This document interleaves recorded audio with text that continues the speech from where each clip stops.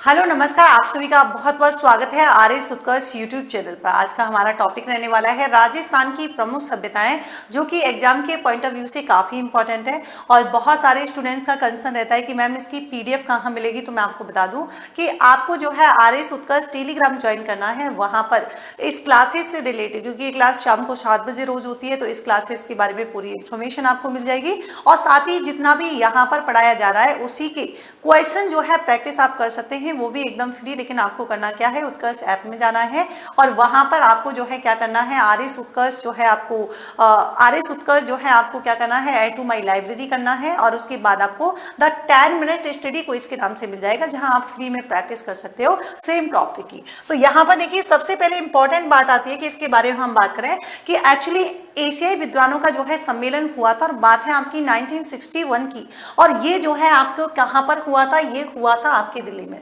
मतलब ये जो है आपको जो मैप दिखाई दे रहा है, ये एक तरीके से क्या है कि किस तरीके से पूरा पाषाण काल से लेकर जो है डेवलपमेंट मध्य पाषाण काल की तरफ, मध्य पाषाण काल से जो है नव पाषाण काल की तरफ जो है, जो यहाँ पर इनका जो विकास हुआ है, वो विकास क्रम जो है इस तरीके से दर्शाया गया है। जैसे आपसे कोई पूछे कि पूरा पाषाण काल जो है, इसकी सर्वप्रथम प्रमाणिक जानकारी जो है वो हमें कहां से मिलती है, तो आप कहेंगे कि देखिए ये हमें रॉबर्ट ब्रूस फुट के द्वारा 1863 ईस्वी में दी गई थी। वैसे ही मध्य पाषाण काल, जिसे हम माइक्रोलिथिक पीरियड के नाम से जानते हैं, इस बात की जानकारी C.L. कार्लाइल के द्वारा 1867 में दी गई थी। और ये एग्जाम में कई बार पूछा गया क्वेश्चन है।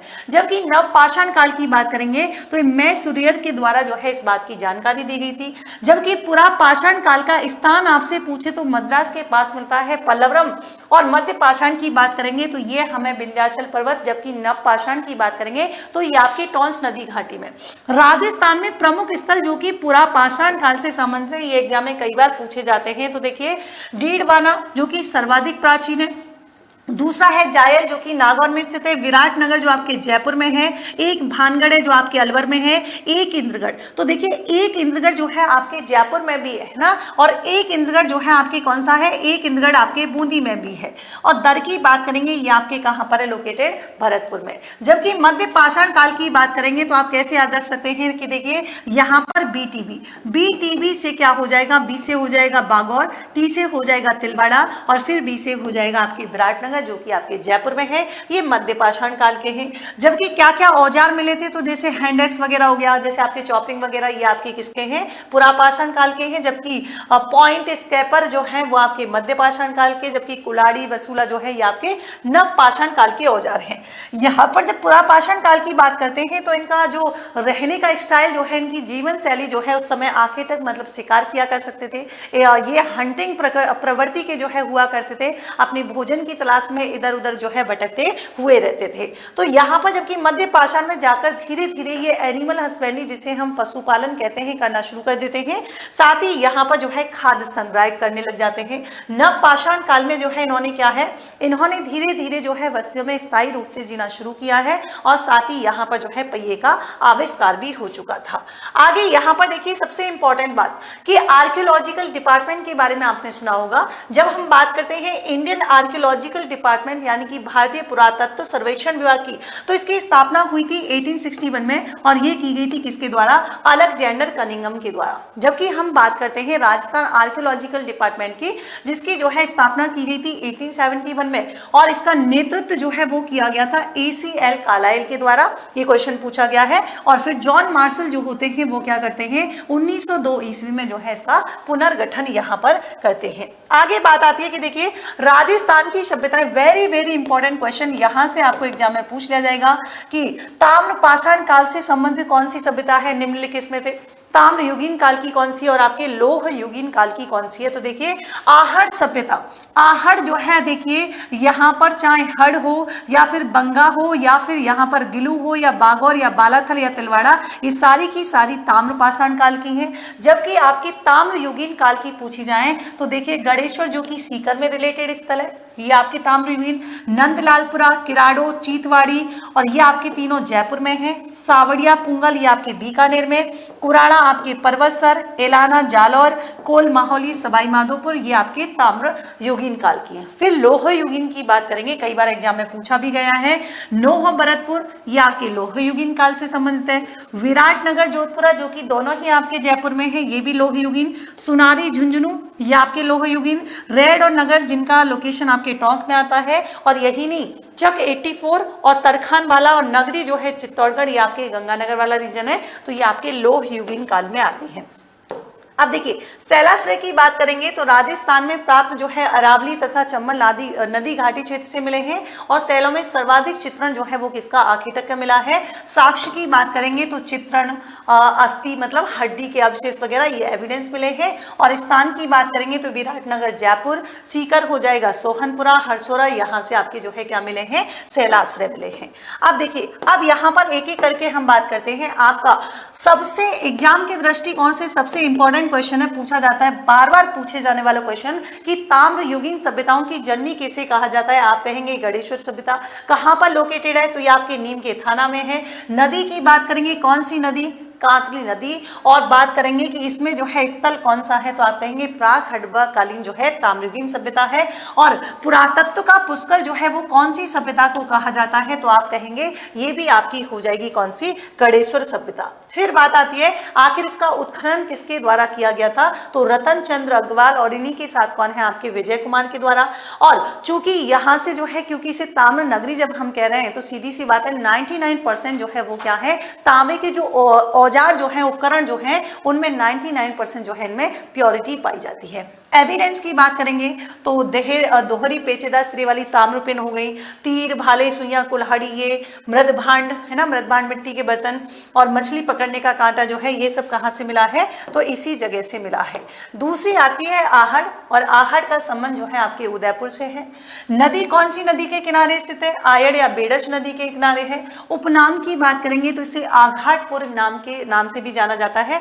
और वर्तमान नाम तो आपको इसको समझना होगा कि इसको धूलकोट के नाम से भी ये प्रसिद्ध है। और प्राचीन काल में बात करेंगे तो इसे ताम्रवती नगरी जो है इसे कहा जाता था।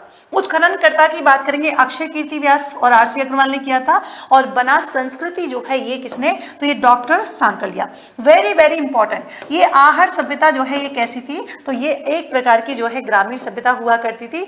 यहाँ से क्या क्या एविडेंस मिले हैं, तो देखिए धूप में सुखाई गई कच्ची ईंटों के प्रमाण मिले हैं, पशुपालन में कुत्ता और हाथी के, एग्रीकल्चर की बात करेंगे तो चावल के भी मिले हैं, नारी की खंडित मूर्ति यहाँ से मिली है, मृतकों को कपड़े और आभूषण के साथ दफनाते थे, ये बात यहीं से पता चली है। और मृत पात्र मतलब स्थानीय नाम जो है इनको क्या बोलते थे, गोरे, इनको कोठे के नाम से जाना जाता था।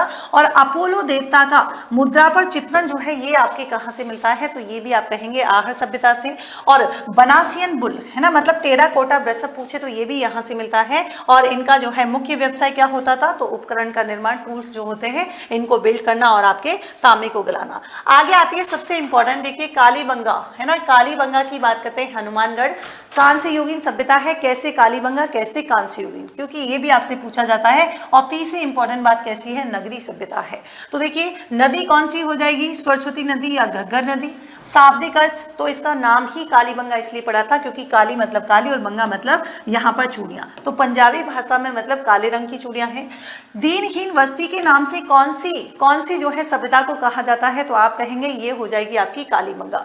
सैंधव सभ्यता की तीसरी राजधानी जो है इसको डॉक्टर दशरथ शर्मा ने कहा है। जबकि आपसे कोई पूछे है ना जुड़वा राजधानी, अगर आपसे कोई सिंधु सभ्यता की जो है जुड़वा राजधानी आपसे पूछे तो सिंधु सभ्यता की जुड़वा राजधानी कौन सी हो जाएंगी, तो आप कहेंगे कि देखो मैम जुड़वा राजधानी यहाँ पर कौन सी होंगी, वो आप मुझे कमेंट बॉक्स में जरूर बताइएगा। बहुत ही इजी सा क्वेश्चन है, सिंधु घाटी की जुड़वा राजधानी है ना, जो कि स्टुअर्ट पिगट नाम के जो है विद्वान है उन्होंने कहा था।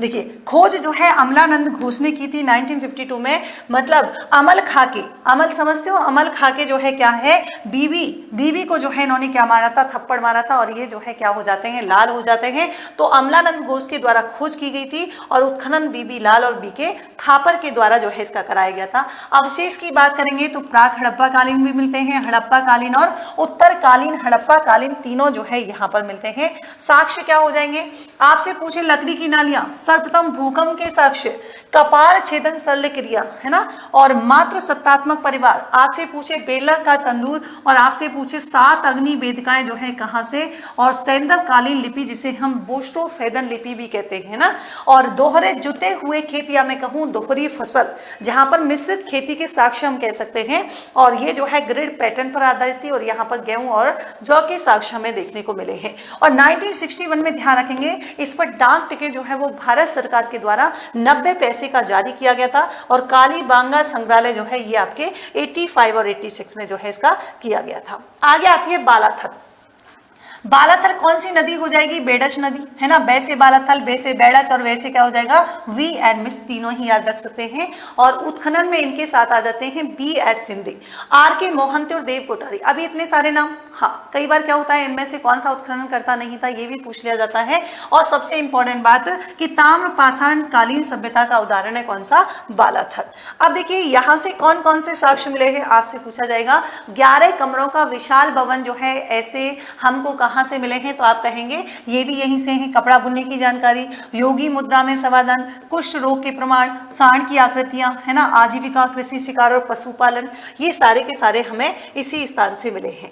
आगे आती है बैराट सभ्यता जिसका संबंध जयपुर से है। पहली बात तो वैसे बैराट, वैसे बाणगंगा, लोह युगीन है, ग्रामीण संस्कृति यहाँ की पाई जाती है, और प्राचीन नाम इसका क्या हो जाएगा, तो इसके बारे में तो आप ऑलरेडी जानते हैं कि इसे हम विराट नगर के नाम से भी जानते हैं। इसका उत्खनन करता जो था वो कौन था, दयाराम साहनी, और इन्हीं के साथ मिलते हैं नील रतन बनर्जी, कैलाश नाथ जो है दीक्षित मिलते हैं। और सबसे इंपॉर्टेंट बात, अगर आपसे पूछे कि कौन सी ऐसी सभ्यता है या फिर कौन सा ऐसा स्थल है जहां से हमें सुंग कालीन और कुषाण कालीन और इसी के साथ ही उत्तर मौर्य कालीन और मौर्य कालीन के साक्ष्य मिलते हैं, तो आप कह दीजिएगा कौन सा हो जाएगा, बैराट सभ्यता यहाँ पर हो जाएगी। अब देखिए आपने 3 नाम सुने होंगे, बीजक पहाड़ी, भीम डूंगरी और महादेव डूंगरी। बीजक पहाड़ी की जब हम बात करते हैं तो 1837 में जो है कैप्टन बर्ट के द्वारा खोजा गया था, और यहाँ से हमको मिला था कौन सा, भाब्रू शिलालेख, जिसकी खोज इसने की थी, हालांकि अभी कलकत्ता संग्रहालय में रखा हुआ है। भीम डूंगरी की खोज जो है वो आपकी कालाइल 1871 में की गई थी। और ध्यान रखेंगे कौन से शिलालेख में जो है अशोक को मगध का राजा कहा गया है, आप कहेंगे भाब्रू शिलालेख में। आपसे पूछे बुद्ध धम्म संघ जो है कौन से शिलालेख पर अंकित है, तो भी आपके भाब्रू शिलालेख हो जाएगा। इसी पर गोल मंदिर, इसी पर स्तूप और मठ जो है इसके भी हमें साक्ष्य मिलते हैं। और अगर साथ ही आपसे पूछा जाए कि देखिए कहाँ से मिले हैं, तो ये इसी से ही आपके मिट्टी के ईंटों का प्रयोग किया गया है। 36 मुद्राएं मिली हैं जिसमें 8 पंचमार्क चांदी है, 28 इंडो ग्रीक यूनानी शासक है, मिनांडर, है ना, यूनानी शासक जो मिनांडर था, चमकीले मृतपात्र, संकली की, और मुगल कालीन टकसाल, ये सारे के सारे जो हैं यहीं से हमको मिले हैं। आगे आता है रेड, और ये रेड जो है आपकी कहाँ, टोंक में है, लो युगीन सभ्यता है। कौन सी नदी के किनारे, तो ढील नदी के किनारे है। यहाँ पीछे डे आ रहा है, इसमें भी डे, तो ढील। उत्खनन करता कौन है, तो दयाराम साहनी, और साथ ही जो है आपके कौन हो जाएंगे, केदारनाथपुरी जो है यहाँ पर हो जाएंगे, है ना। तो उपनाम की बात करेंगे तो ध्यान रखना इसे हम कहते हैं क्या, ये क्वेश्चन कई बार एग्जाम में पूछा गया है कि प्राचीन भारत का टाटा नगर जो है वो कौन से स्थल को कहा जाता है, तो आप कहेंगे रैंड को। और यहाँ से जो है लो उपकरण, मतलब यहाँ पर आयरन के टूल्स और साथ ही साथ करेंसी भी मिली है। एविडेंस की बात करेंगे तो देखिए अपोलोडोरस का अंकन, ये कई बार एग्जाम में पूछा गया है। और वेरी वेरी इंपॉर्टेंट, यक्षिणी की प्रतिमा कहाँ से मिली है, ये भी एग्जाम में पूछा गया है। और 3075 आहत मुद्राएं जो है ये भी कहाँ से, तो आप कहेंगे रेड से। और इसके अलावा एशिया का सबसे बड़ा सिक्कों का भंडार, अगर आपसे पूछे कि एशिया का सबसे बड़ा सिक्कों का भंडार हमें कहां से प्राप्त हुआ है, तो भी आप क्या कहेंगे, तो भी आप कहेंगे ये आपके रेड टोंक जो है आपके करेक्ट आंसर यहां पर हो जाएगा, है ना। और मालव जनपद की मुद्राएं, तो ये भी कह देना, अगर आपसे पूछे मालव जनपद की मुद्राएं जो हैं, मालव जनपद की मुद्राएं कहां से मिली हैं, तो भी आपका आंसर क्या हो जाएगा, रेड टोंक से मिली है। ठीक है, चलिए अगला देखिए, यहाँ पर बागौर यानी कि जिसका संबंध भीलवाड़ा से है और ये आपके आता है मध्य प्राचीन कालीन सभ्यता में। तो देखिए यहाँ पर सामान्य जानकारी, कौन सी नदी के किनारे है कोठारी, वीरेंद्रनाथ मिश्र के जो है इनके निर्देशन में उत्खनन किया गया। आदिम संस्कृति संग्रहालय जो है कौन से स्थल को, तो आप कहेंगे बागौर को। और वेरी वेरी इंपॉर्टेंट कि यहाँ पर मतलब कौन सा स्थल है या फिर कौन सी साइट है जहाँ से प्राचीनतम कृषि और पशुपालन के साक्ष्य मिले हैं, बागौर से। मध्य पाषाण कालीन लघु आकार के पाषाण उपकरण भी कहाँ से मिले हैं, तो भी आप कह देना बागौर से। देखिए रंग महल, आप जो है कई जगह आपके हनुमानगढ़ भी आएगा, तो ये आप जो है ध्यान रखना, रंग महल की बात करते हैं तो गंगानगर भी आपको मिल जाएगा। तो ये रंग महल जो है किस प्रकार की है, ताम्रयुगीन सभ्यता है। कौन सी नदी के किनारे है, सरस्वती नदी। डॉक्टर हन्ना रेड्डी, ये एग्जाम में कई बार पूछा गया है रंग महल का, ये भी ध्यान रखना है। साथ ही साथ पूर्व गुप्तकालीन, कुषाण कालीन और सैंदव कालीन जो है ये अवशेष यहाँ से मिले हैं। वेरी वेरी इंपॉर्टेंट ये पूछा गया है कि गुरु शिष्य की मूर्ति, तो आप कहेंगे रंग महल से स्थल से। 3 बार उजड़ने बचने के प्रमाण, ये भी आपके रंग महल से। पंचमार्क मुद्राएं जिन्हें आहत मुद्रा के नाम से जानते हैं, और ध्यान रखेंगे ये भी एग्जाम में पूछा गया है। गांधार शैली की मरण मूर्तियां, ये भी आपके रंग महल से मिलती है।